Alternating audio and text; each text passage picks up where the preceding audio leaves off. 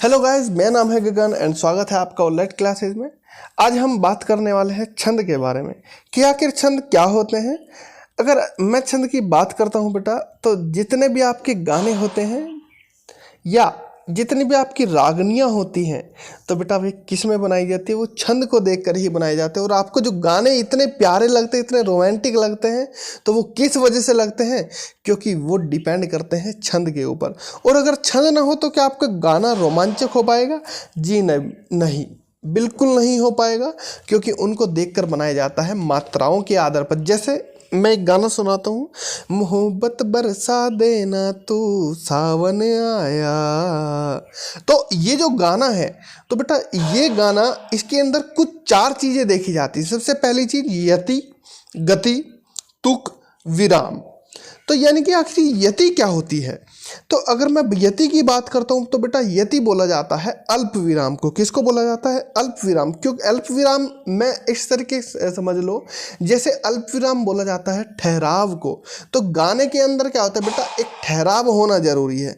क्या आपने गाना ऐसे सुना है, मोहब्बत बरसा देना तू सावन आया रे?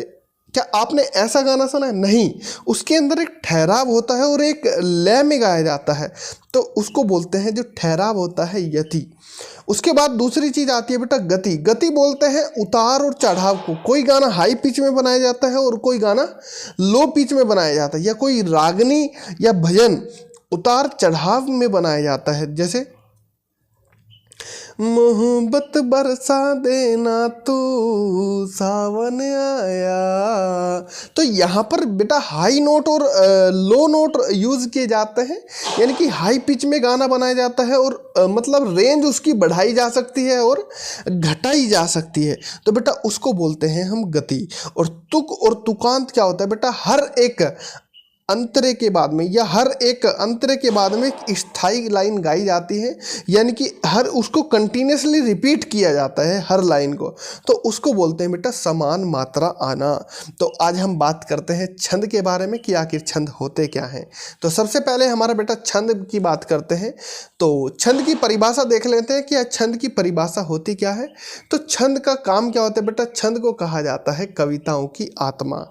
कविता में प्रयुक्त वह नियमबद्ध व्यवस्था जिससे काव्य में लय आ जाए, गति आ जाए और संगीतात्मकता आ जाए, मतलब उसको आप गा सको बिल्कुल इजी तरीके से, तो उसी को कहा जाता है बेटा क्या? छंद।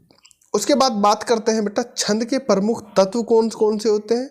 तो बेटा जैसे हमने बताया, यति, गति, तुक, विराम। तो विराम आना भी जरूरी है, ये और मात्रा, और दूसरा होता है बेटा गण। तो गण आपके सिलेबस में नहीं है। और गण की बात करते हैं तो बेटा गण 3 मात्राओं का समूह होता है, जो आपके सिलेबस में नहीं है ना। मात्रा आपके जो सिलेबस में है वो मात्रा है और वार्णिक छंद है। मात्रिक छंद और वार्णिक छंद, और एक तीसरा छंद भी होता है जिसका नाम आता है स्वैच्छंद। उसको हम पढ़ेंगे एक बार आसानी से। सबसे पहले बात करते हैं मात्रा की। तो बेटा कविता में क्या होता है? मात्राओं को गिना जाता है और आप उसके अकॉर्डिंग बता सकते हो कि इस गाने में कौन सा छंद लगा हुआ है। जैसे आपने हनुमान चालीसा पढ़ा है, जय हनुमान ज्ञान गुण सागर जय कपीस लोक उजागर, तो उसमें क्या होता है बेटा? उसमें चौपाई छंद यूज हुआ है। क्यों हुआ है? क्योंकि उसके अंदर जो मात्रा लगी हुई है ना, वो 16 मात्राएं लगी हुई हैं हर एक चरण में। और छंद की आप बता दूं तो छंद में 4 चरण होते हैं। क्या होते हैं बेटा? 4 चरण होते हैं, और छंद को ध्यान में रख के बनाया जाता है यति, गति, तुक, विराम से ही। गण क्या होता है आपका? 3 मात्राओं का समूह होता है, उसको गण कहते हैं। यति क्या होती है बेटा? कविता के अंदर जब ठहराव आ जाए या विराम आ जाए, उसी को कहा जाता है यति। गति क्या होता है बेटा? कविता में प्रवाह को गति ही कहते हैं, यानी कि उतार और चढ़ाव को, कम या ज्यादा को, उसी को कहा जाता है बेटा क्या? गति। तुक की बात करते हैं बेटा, अंत में आने वाले समान ध्वनि वाले शब्द या मात्रा, तो उसी को कहा जाता है बेटा क्या? तुक या तुकांत। ठीक है।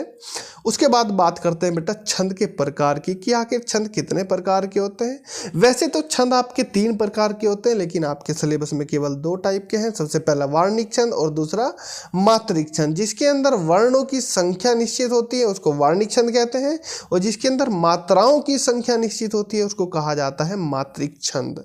ठीक है। सबसे पहले बेटा छंद बात करते हैं दोहा की। तो दोहा बड़ा इंपॉर्टेंट छंद है। तो दोहे में देखो बेटा क्या होता है, इसके अंदर आपको दोहे में याद रखना है कि पहले और तीसरे चरण में कितनी कितनी मात्राएं होती है बेटा। पहले और तीसरे चरण में 13 मात्राएं होती है। कितनी कितनी मात्रा होती है बेटा, 13 और 13 मात्राएं होती है। जबकि दूसरे और चौथे चरण में कितनी कितनी मात्राएं होती हैं, 11 और 11 मात्राएं होती है। ठीक है, इसको आप ठीक कर लेंगे। और अगर मैं पूरे चरण में देखूं तो बेटा दोनों को मिलाकर 24 आपकी मात्राएं बनती हैं एक पंक्ति के अंदर। ठीक है, और हर एक पंक्ति में कितनी मात्राएं हो जाएंगी, 24 मात्राएं हो जाएंगी।